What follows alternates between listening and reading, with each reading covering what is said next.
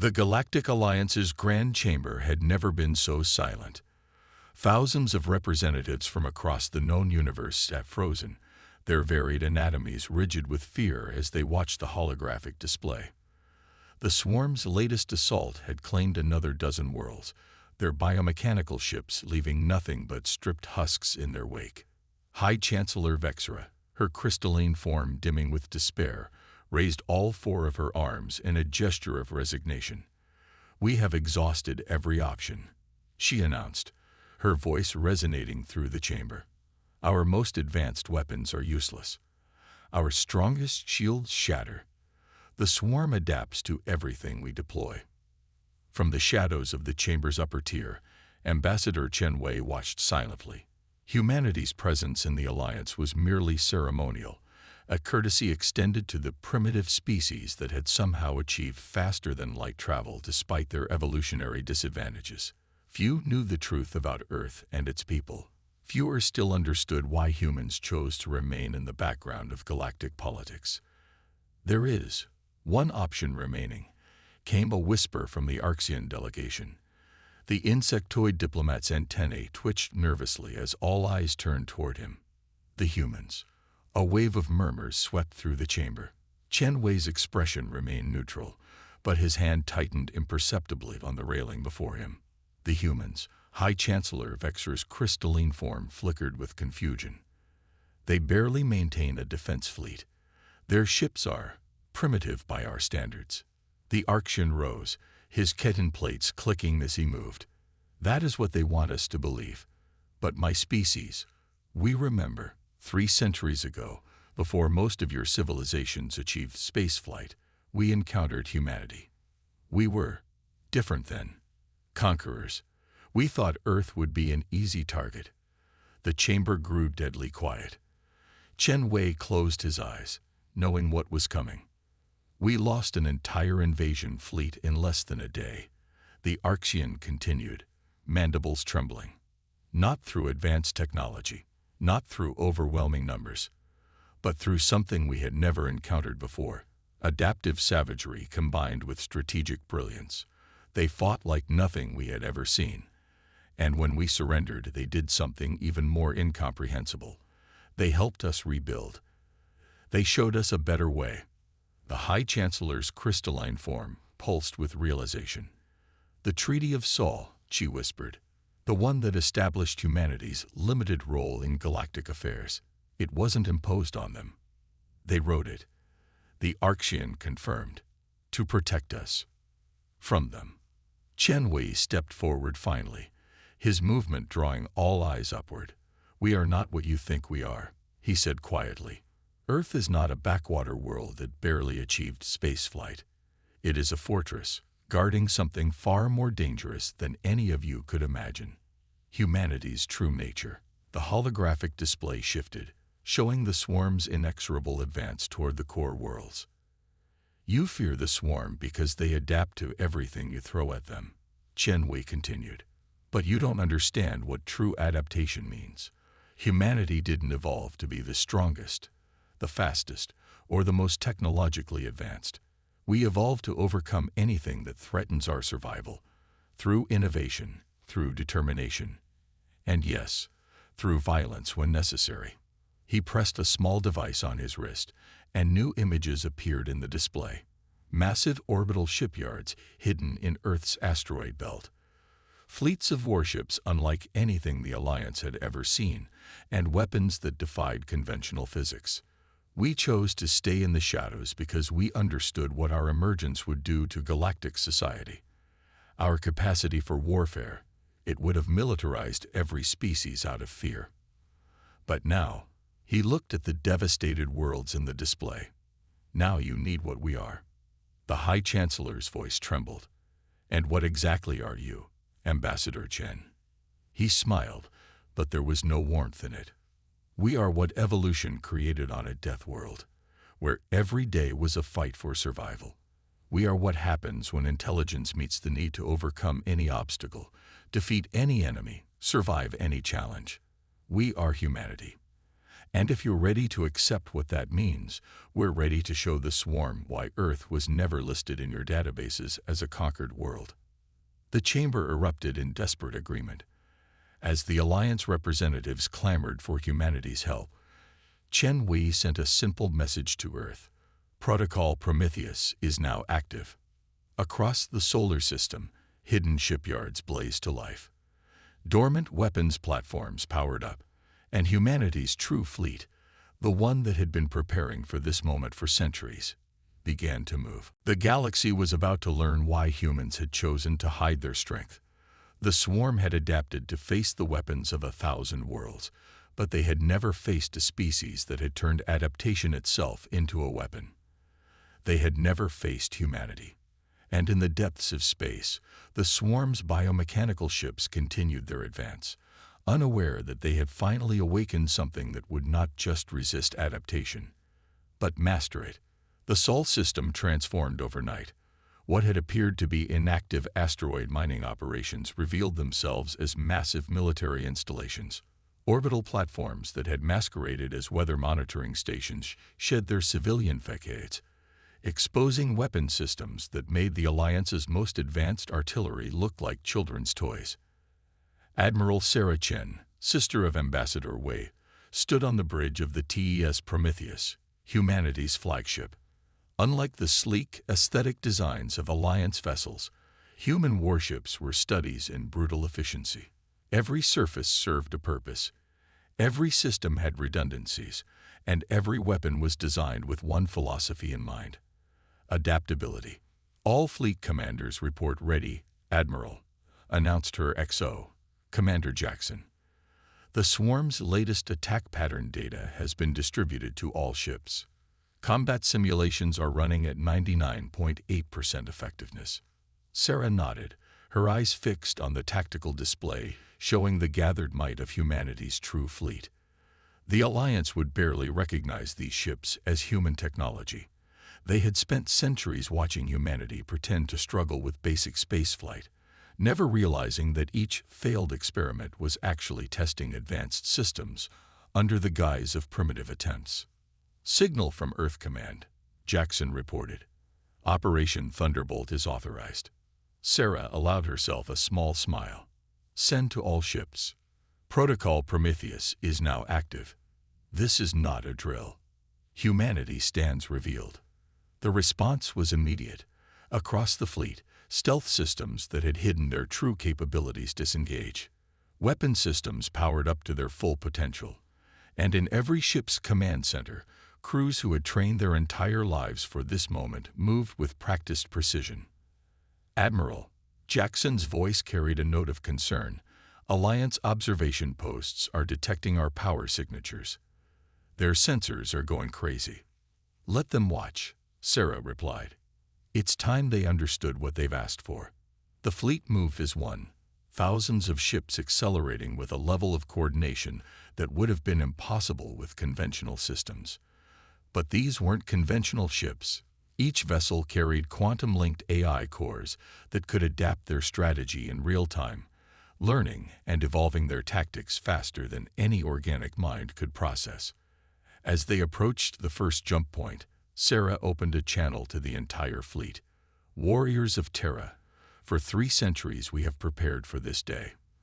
We hid our strength not out of fear, but out of responsibility. The galaxy wasn't ready for what humanity had become. But now, faced with extinction, they've asked for our help, and we will answer. She paused, watching as the jump calculations completed. The swarm thinks it knows adaptation. It thinks it understands evolution. But they've never faced a species that turned their own homeworld into a forge for creating warriors. They've never encountered beings who look at impossible odds and see only challenges to overcome. The jump engine spooled up, their quantum matrices aligning. Today, we show the galaxy why Earth is called a death world. Not because of our planet's dangers, but because of what those dangers created. Bus. The fleet made the jump, emerging deep in contested space. Alliance emergency channels immediately lit up with panicked transmissions as their sensors detected the massive human armada. But Sarah's attention was fixed on the tactical display, where the swarm's biosignatures were clearly visible. Multiple swarm hive ships detected, Jackson reported. They're altering course to engage. Sarah's expression hardened. Deploy the adaptive defense grid. All ships, initiate combat protocols. Show them what real adaptation looks like. The human fleet split into predetermined battle groups, each moving with impossible precision. From their hulls emerged swarms of autonomous drones, but unlike the rigid, predictable machines the Alliance used, these were different. They moved like living things, their patterns constantly shifting, their very structure reconfiguring in real time as they analyzed the swarm's tactics. The first shots were fired. Not energy weapons or conventional projectiles, but engineered singularities that twisted space itself.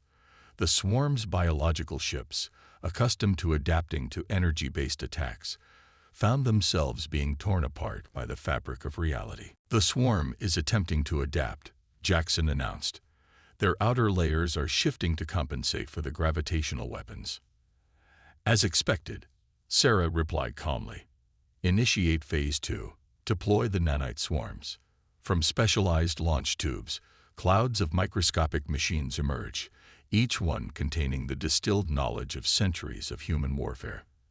As they made contact with the swarm's ships, they began their work. The biological material that made up the enemy vessels found itself under attack not from outside, but from within. The battle that unfolded would be spoken of for generations to come. The swarm, which had terrorized the galaxy with its adaptive capabilities, found itself facing an enemy that didn't just adapt, but predicted and countered their adaptations before they could even implement them. As the first wave of swarm ships began to disintegrate, Sarah sent a message to her brother on the Alliance capital. First contact successful. The galaxy is about to learn why humanity chose to hide. May they forgive us for what we're about to show them. The war had begun, and humanity's true nature was finally unleashed upon the stars. The void between stars erupted with impossible light as humanity's fleet engaged the main body of the swarm. The massive biosynthetic hive ships, each the size of a small moon, found themselves facing an enemy unlike any they had encountered in their relentless expansion across the galaxy. Dr. Maya Patel stood at her station in the Prometheus's Combat Evolution Center, her augmented reality display showing real-time analysis of the swarm's adaptation patterns. As humanity's leading expert in xenobiology, she had spent decades studying the fragments of swarm technology that had reached human space. Their primary adaptation is proceeding exactly as we predicted, she announced, her fingers dancing across holographic displays. They're attempting to develop immunity to our gravitational weapons by creating localized space-time distortion fields. Admiral Chen's voice carried a hint of satisfaction. Exactly what we wanted them to do. Execute protocol checkmate. The human fleet's formation shifted instantly, transforming from a standard attack pattern into something that would have appeared chaotic to outside observers. But there was nothing random about their movements. Each ship's position had been calculated to take advantage of the swarm's own defensive adaptations. Multiple quantum torpedoes, launching now, Commander Jackson reported. The swarm's distortion fields are actively helping to amplify their effect. The results were devastating. The swarm's adaptive defense, which had been intended to protect against gravitational weapons, instead created perfect conditions for the quantum torpedo's chain reaction. Entire sections of their fleet began to collapse as space itself seemed to fold inward. But the swarm didn't become the galaxy's greatest threat by being easily defeated. The surviving ships immediately began to spawn smaller attack craft, each one carrying a fraction of the hive mind's consciousness. These bioships moved with impossible speed, their organic hulls rippling as they evolved new weapons in real time. New swarm adaptation detected, Maya called out, her eyes widening at the data scrolling across her display. They're trying to replicate our quantum technology. Their biological systems are actually attempting to generate their own space-time distortions. Admiral Chen's expression remained calm. They think they can beat us at our own game of adaptation. Show them why that's a mistake. Deploy the Lazarus Protocol. Throughout the human fleet, hidden compartments opened to release clouds of what appeared to be metallic dust. But each microscopic particle was actually a self-replicating machine, carrying within it centuries of human technological evolution. The swarm's bioships encountered this cloud and immediately began to adapt, their surfaces developing new patterns to repel the strange technology. But that was exactly what humanity had counted on. The nanomachines weren't weapons themselves. They were carriers, delivering their true payload directly into the swarm's adaptive biological matrix. Infection successful, Maya reported, watching as the data streams showed the nanomachines work. The swarm's adaptation process has been compromised. They're trying to evolve defenses, but each new adaptation only spreads our infiltrators further into their systems. The battle's tide began to turn dramatically. The swarm's greatest strength, its ability to adapt and evolve, had become its greatest weakness.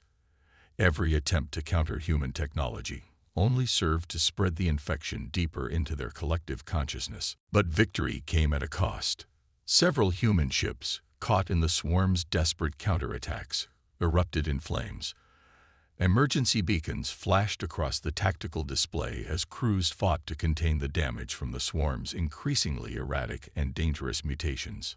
They're desperate now, Maya observed, watching as the swarm's ships began to display completely new and chaotic patterns. Their hive mind is fragmenting. The infiltrators are forcing them to evolve faster than they can maintain coherent consciousness. Admiral Chen stood from her command chair, her voice carrying to every corner of the bridge. All ships, prepare for final phase. The swarm is about to experience something they've never encountered before, forced evolution beyond their control. The infiltrated swarm ships began to turn on each other, their corrupted evolution protocols creating a cascade of mutations that spread like a virus through their biological networks. What had once been a coordinated armada became a chaotic mass of conflicting adaptations, each ship's evolutionary path working against the others.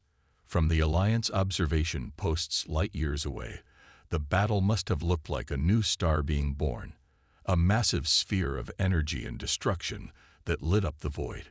But within that sphere, humanity's true nature was being demonstrated in all its terrible efficiency. Signal from the flagship of Battle Group Delta, Jackson announced. Captain Rodriguez reports that the swarm's primary hive ship is showing signs of total systemic collapse. Their entire command and control structure is disintegrating. Maya's displays confirmed the analysis. The infiltrators have reached their central evolution matrix. They can't adapt their way out of this. Every attempt only accelerates their destruction. Admiral Chen watched as the massive hive ship began to break apart, its biological structure literally tearing itself apart from within. Send word to the Alliance. Tell them the primary swarm fleet has been neutralized. But make sure they understand, this was just the beginning. We've only engaged a fraction of their total forces. As the battle's fury began to subside, the human fleet regrouped, their ships moving to secure the sector. They had won this engagement, but the war was far from over. And with each battle, the galaxy would learn more about the true nature of the species they had dismissed as primitives for so long. The Alliance Grand Chamber had transformed from a place of fear into one of awe and unease. Holographic displays showed the aftermath of humanity's battles against the swarm, scenes of destruction and victory that defied conventional understanding of warfare. Ambassador Chen Wei stood before the gathered representatives, his calm demeanor a stark contrast to the chaos of emotions swirling through the chamber. 3 major swarm fleets have been neutralized, he announced, his voice carrying easily through the vast space. Our forces are currently engaged with their remaining battle groups in the Orion Arm, but victory comes with consequences that we must address. The High Chancellor's crystalline form pulsed with conflicting colors. Consequences. You've saved countless worlds, Ambassador. What consequences could possibly outweigh that? We gestured, and new images appeared. strange, twisted forms that had once been swarm bioships. Our weapons don't just destroy, they alter. The surviving swarm fragments are evolving in ways we hadn't fully anticipated. They're learning from us, just as we've learned from them. In deep space, aboard the science vessel TES Prometheus II, Dr. Maya Patel studied these same mutations with growing concern. The recovered swarm debris showed signs of incorporating human technology into their biological matrices.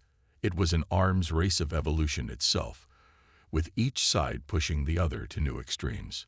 "Admiral," she called over the quantum comm to Sarah Chen. "The latest samples show signs of quantum entanglement at the cellular level. They're not just adapting anymore. They're trying to replicate our fundamental understanding of physics." Sarah's response was grim. "Can they succeed?" "Not fully, but that's almost worse. Their partial success is creating something new, something neither fully biological nor purely technological. We need to contain this before it spreads." Back in the Alliance chamber, White continued his address. "Humanity has lived in self-imposed isolation for centuries because we understood the price of our power. Every solution we create carries within it the seeds of new problems. Every victory plants the roots of future conflicts." He paused, letting his words sink in. "We are not gods. We are not saviors. We are survivors, shaped by a world that taught us to overcome any obstacle, adapt to any challenge. But that same drive, that same relentless push to evolve and overcome, changes everything it touches." Across the galaxy, human fleets engaged the remaining swarm forces with increasing difficulty. Each battle was harder than the last as the enemy incorporated more human elements into their biology. Ships that had once been purely organic now displayed hints of quantum technology, their surfaces rippling with partial spacetime distortions. Admiral Chen coordinated the campaigns from her flagship, watching as humanity's own adaptability was turned against them. "All fleet commanders, be advised," she broadcast. "Implement Contingency Protocol Omega. We can no longer rely on our standard tactical advantages." The human fleet's formation changed, becoming more organic, more unpredictable. If the swarm could adapt to their technology, they would have to fight in ways that transcended pure logic and calculation. "We're not just fighting the swarm anymore," Sarah explained to her command staff. "We're fighting ourselves. The reflection of our own evolution mirrored back at us through their biological matrix." In the Grand Chamber, Wei was reaching the heart of his message. "The galaxy asked for our help, and we gave it. But now you must understand what that means. Humanity doesn't just fight wars. We change the very nature of warfare. Our presence has set in motion changes that cannot be undone." A murmur of concern rippled through the chamber. The Arxian representative stepped forward. "Are you saying we should regret asking for your help?" "No," Wei replied firmly. "I'm saying you need to understand what happens next. The swarm will be defeated. Of that, I have no doubt. But the galaxy you knew, the comfortable balance of power you maintained, that ended the moment we revealed ourselves." He gestured to new holographic displays, showing human ships engaging evolved swarm vessels in battles that bent the laws of physics. "This is humanity's gift and curse. We don't just solve problems, we transform them. Every species we encounter, every challenge we face, becomes something new through their interaction with us." The High Chancellor's crystalline form dimmed slightly. "What are you suggesting, Ambassador?" "I'm suggesting that the galaxy needs to prepare for what comes after victory. The swarm's defeat won't be the end. It will be a beginning. Humanity is awake now, revealed in all our power and all our complexity. We cannot return to hiding, and you cannot return to ignorance of what we are." As if to emphasize his words, reports began flowing in from the frontier. The evolved swarm remnants were displaying new behaviors, forming patterns that mimicked human tactical algorithms. They were learning, growing, becoming something that existed in the space between organic and artificial life. Dr. Patel's voice crackled over the quantum comm in Wei's earpiece. "The changes are accelerating. Each engagement creates new possibilities, New forms of evolution. We're not just fighting them anymore. We're changing the very nature of life in this galaxy. We looked out over the assembled representatives, his expression grave but determined. The price of protection isn't just measured in ships lost or battles won. It's measured in change. Fundamental, irreversible change. The galaxy asked for humanity's help. Now it must learn to live with humanity's nature.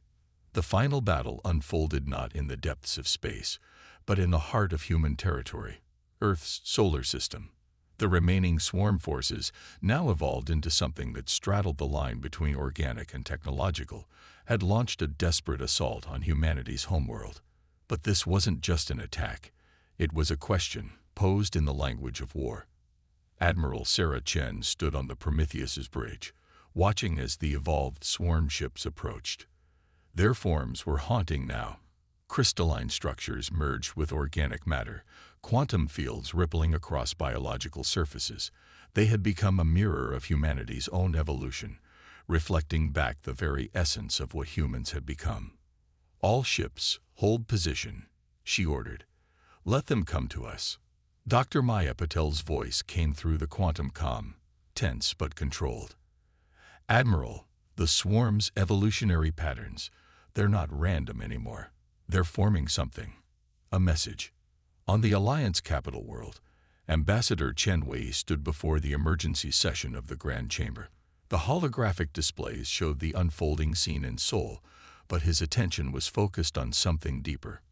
"What you're about to witness," he announced, "is the truth we've hidden for centuries. Not just about our technology, not just about our power, but about why we chose to become the galaxy's silent guardians." The evolved swarm fleet entered the inner solar system, their movements precise and deliberate. But instead of attacking, they began to arrange themselves in a vast, complex pattern. Dr. Patel's instruments registered massive spikes in quantum activity. "They're trying to communicate," she reported, her voice filled with wonder. "All this evolution, all this adaptation, it was never about defeating us. They were trying to become capable of understanding us." Admiral Chen's expression softened with recognition. They had to become like us to talk to us, just like we had to become something more than human to protect the galaxy. The truth began to unfold across multiple dimensions of space and time. The swarm's message, encoded in quantum states and biological patterns, revealed what they had learned through their desperate evolution. Humanity wasn't just another species that had evolved on a death world. "We are what the universe creates when it needs guardians," Wei explained to the stunned chamber. Earth wasn't just a harsh world that bred tough survivors. It was a forge, created by the very forces of evolution itself, designed to produce beings capable of protecting life in all its forms. The swarm's message continued to unfold, showing what they had discovered in their desperate race to match humanity.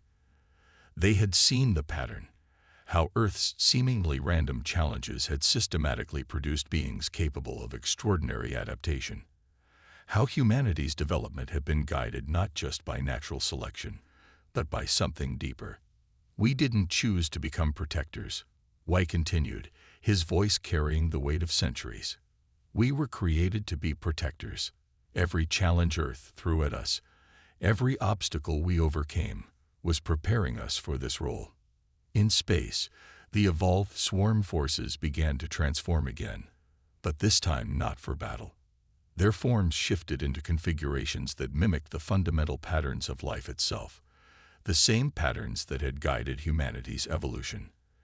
Admiral Chen opened a channel to all ships. "Stand down weapons. What we're seeing isn't an attack, it's recognition.